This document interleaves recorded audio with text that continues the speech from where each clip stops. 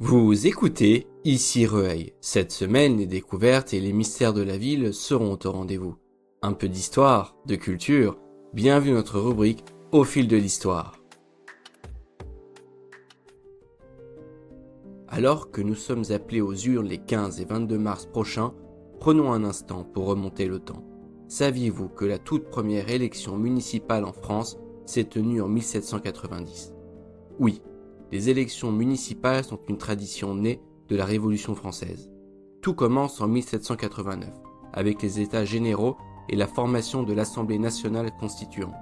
L'un des grands chantiers de cette période mouvementée est la réorganisation complète de l'administration du pays. La France est alors découpée en 83 départements, eux-mêmes divisés en distincts cantons et communes. Pas moins de 44 000 municipalités sont alors créées à la place des anciennes paroisses. Chaque commune est dirigée par un maire et des conseillers élus pour 2 ans. On élit également des notables consultés pour les affaires importantes. Mais attention, à l'époque, tout le monde ne vote pas. Les électeurs, appelés citoyens actifs, doivent être des hommes de plus de 25 ans et payer une contribution équivalente à 3 jours de travail. Prenons l'exemple de Rueil. En 1790, 163 votants doivent élire leur maire et 7 officiers municipaux. En juillet, Henri de la Manche, écuyer et avocat au Parlement, devient le premier maire de la commune. Mais très vite, les tensions apparaissent. Désaccords, arrêtés pris sans l'accord du maire, échanges d'injures, la situation dégénère au point que le curé alerte Versailles. Ils n'ont ni maire ni officiers municipaux. C'est une vraie pétaudière.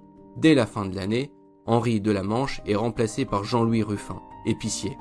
La démocratie locale débute dans le tumulte. Puis vient un tournant majeur, la journée révolutionnaire du 10 août 1792, aux Tuileries. La monarchie vacille. La nouvelle assemblée, la Convention, instaure le suffrage universel masculin. Désormais, tout homme de plus de 21 ans peut voter, quelle que soit sa condition sociale, à l'exception des domestiques. À Rueil, l'élection municipale se déroule du 16 au 23 décembre 1792. Plusieurs jours sont nécessaires. Les citoyens se réunissent dans l'église après leur journée de travail de 17h à 22h. On élit d'abord les officiers municipaux, puis le maire à la majorité absolue, et enfin les notables. Aaron Lavoie-Pierre est choisi comme premier édile. Il prête serment de maintenir la liberté et l'égalité par tous les moyens qui sont en son pouvoir. Mais l'espoir démocratique se heurte bientôt à la terreur. Un comité de surveillance de 11 membres est imposé, doté de pouvoirs de police et placé au-dessus du maire. Le culte est interdit, les tensions reprennent. Une enquête est ouverte en 1794 et la municipalité est jugée incapable. On tente alors de nommer un maire d'office. Jean-Baptiste Lacroix refuse pour raison de santé. Bassot décline car il ne sait ni lire ni écrire. Isaac Philibert, ardent, refuse également, estimant habiter trop loin du centre-ville. Même chose pour Godefroy, ouvrier qui se juge inapte à la fonction. La démocratie locale traverse alors une crise profonde. En 1795, avec la constitution du Directoire, nouveau changement, les communes de moins de 5000 habitants comme Rueil perdent leur administration municipale autonome. La gestion est transférée au chef-lieu de canton, Marly. 2 agents par commune y siègent. Les élections se tiennent toujours dans l'église, devenue temple. Avant de voter, il faut prêter serment de haine à la royauté et à l'anarchie et à l'attachement à la République. Enfin, en 1799, le coup d'État du 18 Brumaire installe le consulat. Une nouvelle constitution est adoptée en décembre. Le 25 mars 1800, l'administration municipale se réunit une dernière fois à Marly. Quelques mois plus tard, le 3 décembre, Rueil retrouve sa propre municipalité.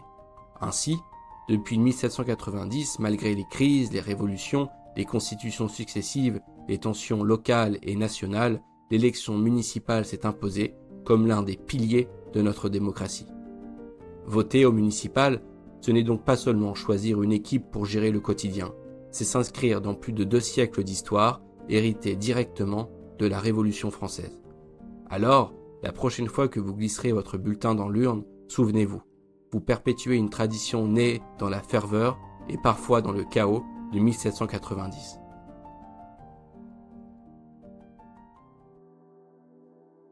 C'était Maximilien sur Ici Rueil. Rendez-vous sur les plateformes d'écoute et n'oubliez pas de vous abonner. À la semaine prochaine pour un nouvel épisode.